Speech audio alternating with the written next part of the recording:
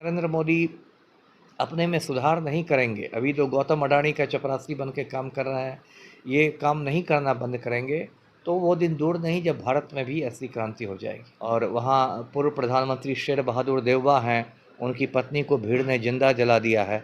नेपाल के राष्ट्रपति भवन में आग लगा दी गई है, संसद भवन में आग लगा दी गई है। वहाँ बहुत बड़ा अखबार है कांतिपुर टाइम्स, उसके दफ्तर में आग लगा दी गई है। वहाँ वित्त मंत्री को दौड़ा दौड़ा कर पीटा गया है। और इस क्रांति से यदि एक व्यक्ति को सबसे ज़्यादा डरने की ज़रूरत है तो वो हमारे वोट चोर प्रधानमंत्री नरेंद्र मोदी हैं, क्योंकि भारत में जो हालात हैं वो नेपाल से भी बदतर हालात। आप लोगों ने सोशल मीडिया पे जरूर देखा होगा कि किस तरीके से नेपाल देश में क्रांति हो चुकी है। वहाँ पे जो है कि आग लगाया जा रहा है, नेताओं को, पुलिसों को, प्रशासन को पीटा जा रहा है। क्या है पूरा मामला नेपाल का, हम पूरा मामला जानेंगे। हमारे साथ बातचीत करने के लिए एक्स आईपीएस अफसर अमिताभ दास हैं। क्या कुछ मामला है सर नेपाल का? देखिए, हमारे पड़ोसी देश नेपाल में क्रांति हो गई है और इस क्रांति से पूरे नेपाल में मतलब उथल पुथल आ गई है। वहाँ के राष्ट्रपति रामचंद्र पौडेल ने इस्तीफ़ा दे दिया है, प्रधानमंत्री केपी शर्मा ओली ने इस्तीफ़ा दे दिया है। प्रधानमंत्री तो कहाँ छुपे हुए हैं पता भी नहीं चल रहा है, किसी अज्ञात जगह पर दुबके हुए हैं। और वहाँ पूर्व प्रधानमंत्री शेर बहादुर देववा हैं, उनकी पत्नी को भीड़ ने जिंदा जला दिया है। नेपाल के राष्ट्रपति भवन में आग लगा दी गई है, संसद भवन में आग लगा दी गई है। वहाँ बहुत बड़ा अखबार है कांतिपुर टाइम्स, उसके दफ्तर में आग लगा दी गई है। वहाँ वित्त मंत्री को दौड़ा दौड़ा कर पीटा गया है। तो बिल्कुल अराजकता की स्थिति आ गई है। और कल वहाँ के सेना प्रमुख ने संबोधित किया है देश को और कहा है कि इस पर रोक लगनी चाहिए। और आजकल में वहाँ अंतरिम प्रधानमंत्री का ऐलान होने की संभावना है। काठमांडू के मेयर हैं बालेन शाह, उनकी चर्चा है कि अंतरिम प्रधानमंत्री बनाए जाएंगे। ये जो गुस्सा बहुत दिनों से सरकार के प्रति था, लेकिन अभी 4 सितंबर को सरकार ने क्या किया कि वहाँ 26 सोशल मीडिया साइट्स पर प्रतिबंध लगा दिया। इसमें फेसबुक शामिल है, व्हाट्सएप शामिल है, यूट्यूब शामिल है, एक्स शामिल है, लिंक्डइन शामिल है, रेडिट शामिल है। तो इससे वहाँ लोगों में बहुत गुस्सा आया, लोगों को लगा कि ये लोकतंत्र का गला घोंटा जा रहा है। हम लोग सरकार से सवाल करते थे, सोशल मीडिया पर सरकार गला घोंट रही है। फिर वहाँ हज़ारों लड़के लड़कियाँ ऑनलाइन क्लासेस करते थे, यूट्यूब से पढ़ाई करते थे, उनकी पढ़ाई बाधित हो गई। फिर हज़ारों छोटे मोटे यूट्यूबर्स हैं जो कि यूट्यूब से अपनी दाल रोटी चलाते थे, उनकी दाल रोटी संकट में पड़ गई।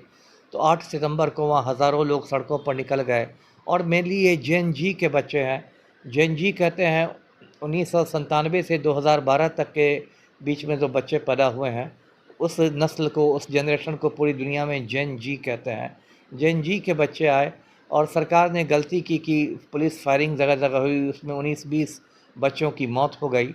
उसके बाद सरकार ने बयान वापस ले लिया सोशल मीडिया पर, गृह मंत्री ने इस्तीफ़ा दे दिया रमेश लेखक ने, लेकिन तब तक मामला हाथ से निकल चुका था। तो यही नेपाल की क्रांति है मोटा मोटी। और इस क्रांति से यदि एक व्यक्ति को सबसे ज़्यादा डरने की ज़रूरत है तो वो हमारे वोट चोर प्रधानमंत्री नरेंद्र मोदी हैं, क्योंकि भारत में जो हालात हैं वो नेपाल से भी बदतर हालात हैं। यहाँ भी आप देखिए भ्रष्टाचार चरम पर है, यहाँ आप देखिए महंगाई चरम पर है, यहाँ आप देखिए बेरोज़गारी चरम पर है। और नरेंद्र मोदी ने वोट चोरी से सत्ता हथिया ली है, पिछले दरवाजे से आके अवैध प्रधानमंत्री बन गए हैं, इलीगल प्राइम मिनिस्टर हैं और दिन रात सिर्फ गौतम अडानी के लिए काम करते हैं। रोज़ 18-18 घंटे मेहनत करते हैं नरेंद्र मोदी। गौतम अडानी का मुनाफा कैसे बढ़े, गौतम अडानी कैसे अमीर बने, और आम आदमी से कोई भी इनको मतलब नहीं है। तो गौतम अडानी के इशारे पर नाच रहे हैं और उतने ही अहंकारी हैं मोदी। 56 इंच का सीना, 56 इंच का सीना करके घूमते हैं। तो भारत में भी स्थिति बहुत भयावह हो रही है। मोदी के खिलाफ एक दो बड़े बड़े आंदोलन पहले भी हुए इस देश में, जैसे किसान आंदोलन हुआ जो 13 महीने तक चला और दिल्ली की के मतलब सीमा पर लाखों किसान डटे रहे, 700 किसान शहीद भी हुए और मोदी को अंत में कृषि कानून वापस भी लेने पड़े।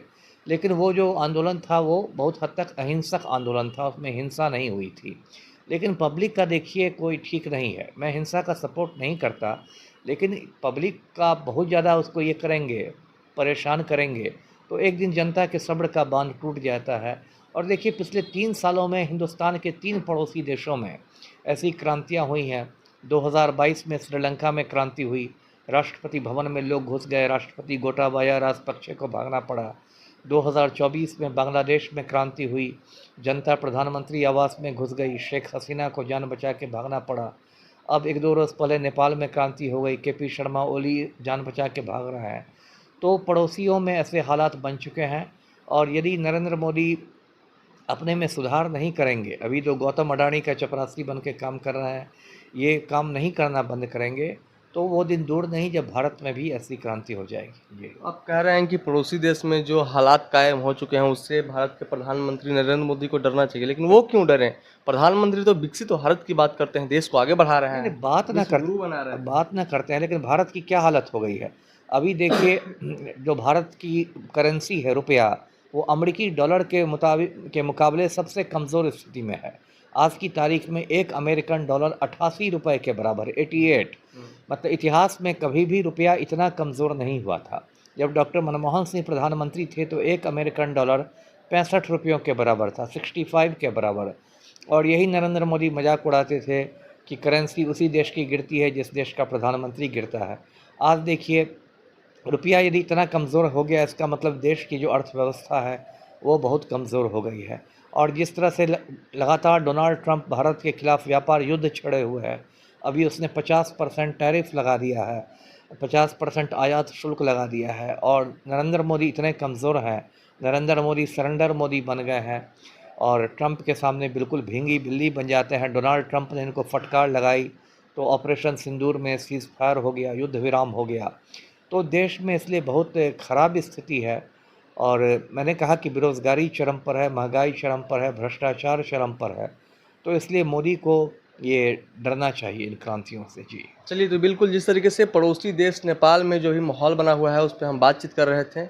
अमिताभ दास थे हमारे साथ। इनका साफ तौर पे कहना था कि जो अभी पड़ोसी देश नेपाल में माहौल बनना चाहिए, उससे अगर सबसे ज़्यादा डरने की किसी को ज़रूरत है तो हमारे देश के प्रधानमंत्री नरेंद्र मोदी को, क्योंकि जिस तरीके से वो बात करते हैं विकास की और देश को विनाश की ओर लेके जा रहे हैं, तो सबसे ज़्यादा डरने की ज़रूरत उन्हीं को है। बाकी हमारी बातचीत को लेकर के आप क्या कुछ सोचते हैं, आप अपनी प्रतिक्रिया कमेंट बॉक्स में जरूर दर्ज करें। तब तक के लिए देखते रहें the news hub. Panorama group, जो सोचता है वो करता है।